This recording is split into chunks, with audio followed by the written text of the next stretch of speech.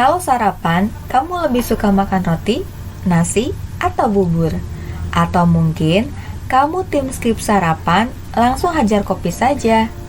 Kebiasaan ngopi di masyarakat Indonesia memang sudah jadi hal yang biasa. Namun yang akan dibahas kali ini bukan tentang kebiasaan sarapan dengan meminum kopi. Tapi yang ingin Topi Pagi bahas adalah salah satu brand kopi legendaris dari Indonesia. Kalau disebut kopi kapal api, pasti hampir semua orang tahu dong. Yang nggak suka ngopi saja, pasti seenggaknya pernah mendengar merek ini. Merek kopi kapal api memang punya nama yang cukup unik. Antara kopi dan kapal api seperti nggak ada korelasi ya. Tapi sebetulnya pemilihan nama merek ini punya latar belakang yang sangat berkaitan dengan nama merek dan juga logo merek.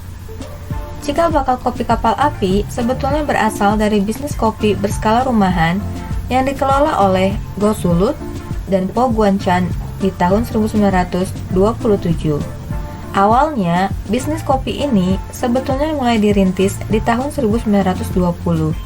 Pada saat itu, 3 bersaudara yang berasal dari Tiongkok memutuskan untuk bermigrasi ke Indonesia. Go Sulut, Go Bicong, dan Go Subin sampai di Surabaya, dan kemudian ketiganya memulai usaha kopi di sebuah rumah kecil berukuran 7x70 meter di daerah Pecinan, Jalan Panggung, Surabaya. Kopi Hap Hu Chan. Begitulah awal mula penamaan kopi yang dijual oleh ketiga saudara tersebut. Dengan menggunakan sepeda ontel, kopi bubuk tersebut dijajakan ke warga-warga di kampung dan para pengunjung pelabuhan Tanjung Perak.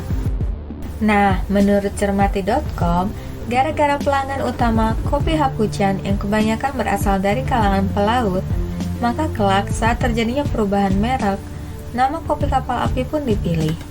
Tapi mengenai pemilihan nama ini, sebetulnya ada versi dari sudut pandang lain.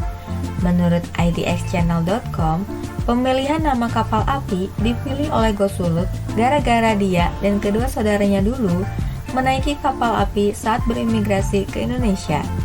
Dan pemilihan logo berupa kapal api menjadi perlambang harapan baru, semangat juang, beserta teknologi. Terlepas dari dua versi asal mula penamaan merek, bisnis kopi yang dirintis oleh 3 orang bersaudara ini tumbuh menjadi usaha yang cukup sukses.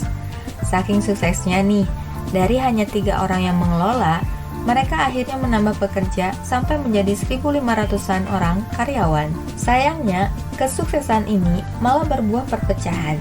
3 bersaudara yang semula sepakat berbisnis bersama, di tengah jalan mengalami perbedaan pendapat yang berakibat perpecahan dalam bisnis.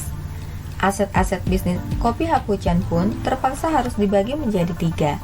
Dan Go Sulut saat itu kebagian mendapat jatah pabrik penggorengan kopi. Berusaha meneruskan apa yang dimiliki, Go Sulut yang memiliki 5 orang anak meminta 2 orang anaknya, yakni Indra Budiono dan Sudomo Mergonoto, untuk membantunya melanjutkan bisnis penggorengan kopi. Di tangan Sudomo Mergonoto inilah kemudian kopi kapal api berhasil jaya di Indonesia. Tentu saja, Sudomo perlu proses yang panjang untuk membalikan keadaan di dalam bisnis yang digeluti oleh keluarganya. Saat bisnis keluarganya masih belum menjadi bisnis yang besar, Sudomo yang saat itu masih bersekolah sudah bekerja di tempat orang lain. Ia pernah bekerja di sebuah perusahaan ban bekas selama setahun. Dan tugasnya di perusahaan itu hanya mengerok ban bekas. Bahkan, ia pun pernah menjadi seorang kernet bemo dengan rute perjalanan dari Jembatan Merah ke Wonokromo lalu ke Mojokerto. Barulah sekitar tahun 1967, Sudomo lebih sering membantu di bisnis kedua orang tuanya. Bisnis keluarga ini pun terlihat menunjukkan kenaikan dalam penjualan.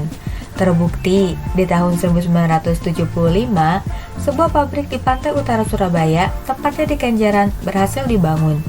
Dan memang, tahun 1975 ini menjadi tahun terpenting bagi kopi kapal api. Karena di tahun ini, iklan kopi kapal api yang diputar di TVRI ternyata booming. Iklan yang dibintangi oleh seorang pelawak Sri Mulat bernama Paimo itu berhasil mengenalkan kopi kapal api lebih luas lagi.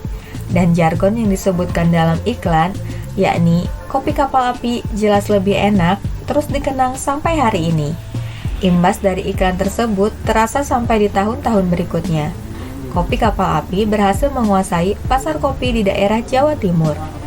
Kesuksesan itu nggak membuat Sudomo memilih berhenti berinovasi. Di tahun 1982, Sudomo membeli mesin roasting kopi dari Jerman dengan harga 137 juta rupiah. Itu pun dibeli dengan kredit ke bank. Nominal ratusan juta pada zaman itu tentu terdengar sangat fantastis. Bahkan keputusannya ini banyak melahirkan protes. Bukan cuma dari orang luar, tetapi juga dari kalangan keluarganya sendiri. Tentu saja, harga mesin kopi lokal saat itu hanya ada di kisaran 1,7 juta. Jauh lebih murah dibanding mesin impor. Bahkan tetangga-tetangganya menjuluki dirinya dengan sebutan arek sempel. Dan jika diartikan, bisa dianggap sebagai sebutan gila untuk kenekatannya. Sudomo jelas nggak asal ambil keputusan. Sebelumnya, ia sudah melakukan perhitungan matang. Dari analisanya, mendatangkan mesin roasting kopi dari Jerman, proses pengolahan kopi akan lebih efisien. Dan ini artinya akan ada penghematan. Selain itu, kapasitas produksi pun bisa menjadi lebih banyak. Ia sangat yakin membeli mesin roasting ini akan berubah keuntungan dibandingkan kerugian. Di tangan Sudomo, kopi kapal api kemudian semakin beredar lebih luas.